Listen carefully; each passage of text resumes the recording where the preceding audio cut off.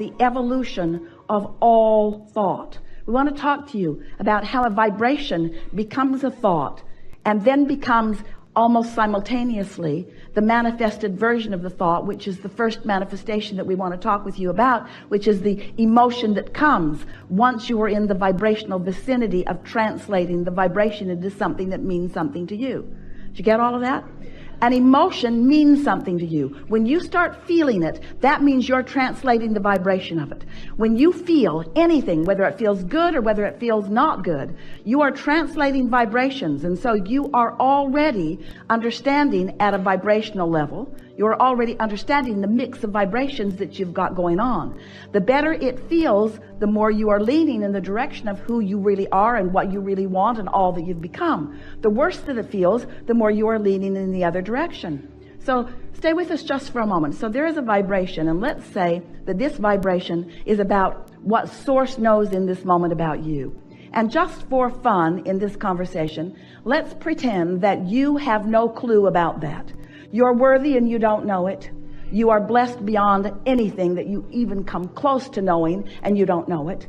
There is so much vibrationally about you that, let's say, you are in this moment unaware of. Maybe you've never been aware of it. Maybe you're just ornery and not aware of it right now, but you're not aware of it. It's a vibration that you are not tuned into. You've got your dial set somewhere else. But now, let's say that you've had a good night's sleep. The boat rocked you to sleep. Rockabye baby, isn't that nice? So you slept really good. You woke up feeling good. So now, just for fun, let's talk about you being in a good mood. You're in a good mood because you've not been focused upon anything that's put you in a bad mood. And so now, this vibration that you were not perceiving earlier, now you have a better opportunity to perceive it. And so now a thought occurs to you. Now that thought is that vibration moving, evolving toward the full manifestation that you want. And as the idea occurs to you, you are the perceiver of the vibration. Sort of see how that works? And then you have a feeling response to that thought. Feels like a good idea, feels like an interesting idea, feels like something that you want. So that is the vibration being perceived by you. So unless you do something to change the momentum of this vibration will become stronger. It will become more, which means it will become more discernible by you, provided you stay on the vibrational wavelength of it. So let's say you've meditated for a while. Let's say you've quieted your mind. Let's say you've quieted your mind so you've stopped thought, which means you've stopped all resistant thought. So you are right up to speed with the vibration of the Source within you. So now, as Source knows something, you know it too, just for a moment. You catch that glimpse of it. And unless you say, where'd that come from? That was weird, and talk yourself out of it, you are a perceiver of what Source knows about things that matter to you. And so, if you don't do anything to add resistance to the equation that is happening because of what you're focused upon, law of attraction will cause that thought to become more. But the more important thing that is happening is you are becoming a more sensitive translator of that thought, until that thought, that vibration, which then became a thought, which then you translated into emotion, now begins to translate into rendezvous with others. It translates into stronger ideas that flow forth from your own mind. It translates into other people that you're meeting. It begins to translate into the full blossoming of anything and everything you want. There is nothing that exists in your desire that you cannot fully manifest. Nothing. If this time-space reality has the wherewithal to inspire the desire within you, you have the ability to translate it. But before you can begin to do that, you have to accept that you are a perceiver of the vibration.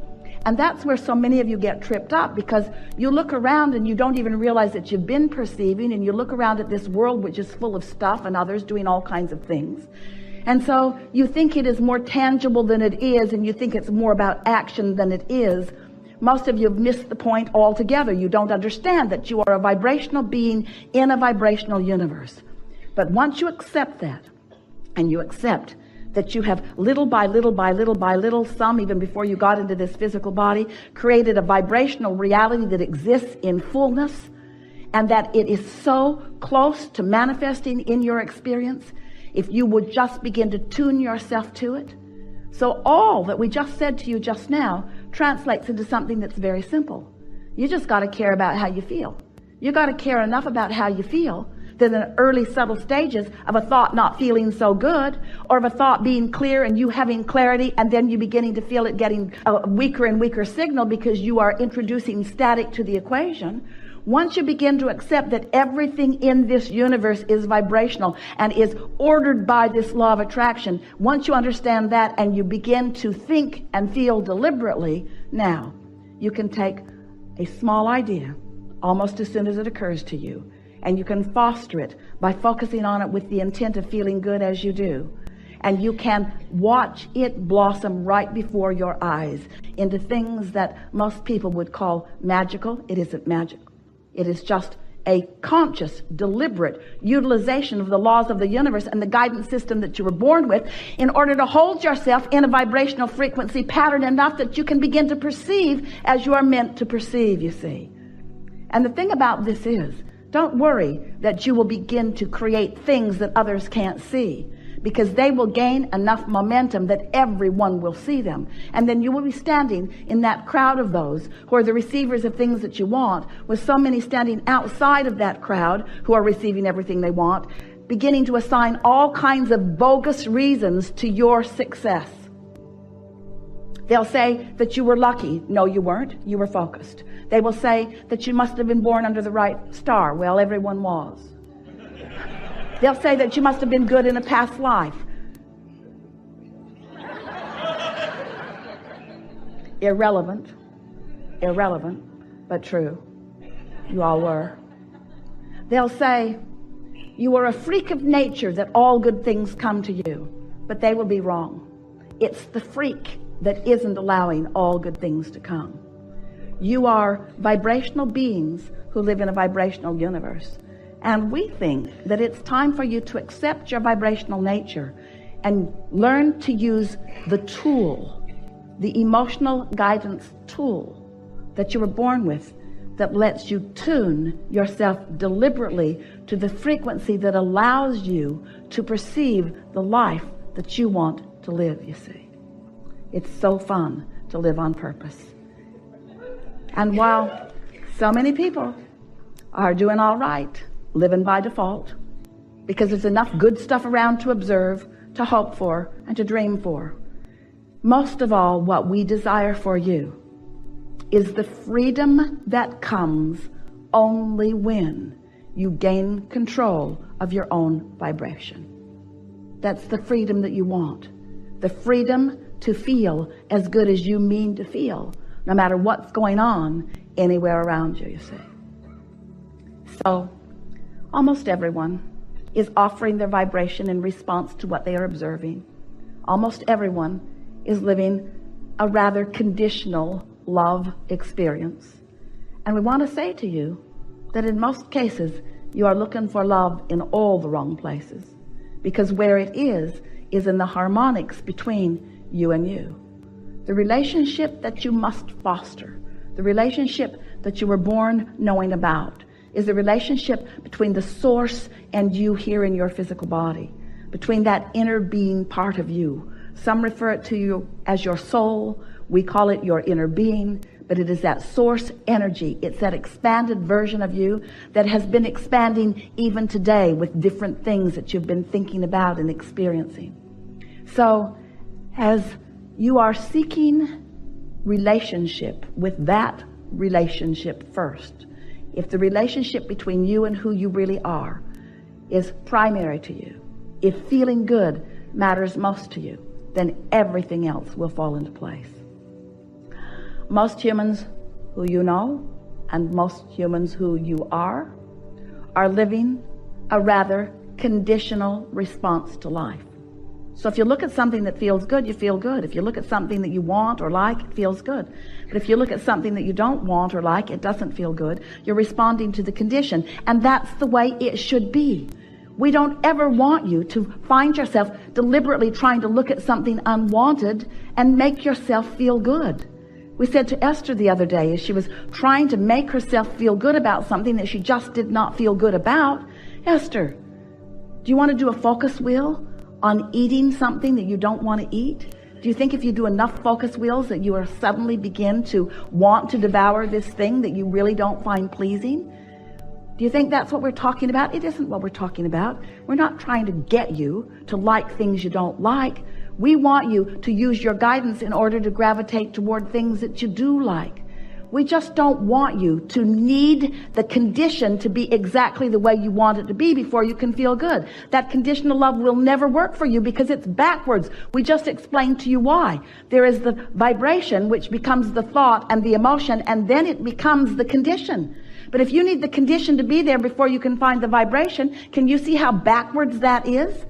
Also, it takes some time usually. There is an evolution that takes place. So sometimes there is this buffer of time before you are ready to perceive the full manifested version of it. So if you need the full manifested version of it before you can feel good, do you understand what that means? You're not going to be feeling good for quite a while. Do you feel how backwards that is? But if we can convince you that it is the feeling that you're going for, and we can show you how instantaneously or nearly so you can find the feeling of something, then you're home free. Because once you hone in on the feeling of it and you're able to focus enough that you can keep that feeling present within you, then the manifestation of it is very short to come. Do you follow that? That's the best explanation of why you're wanting to focus upon the thought of it and find the emotion of it. Our physical friends, that's you, don't really like this conversation very much usually because you want to translate it into this. Oh, Abraham, you just want us to feel good about not having that thing we want. And we say, yes, it's true.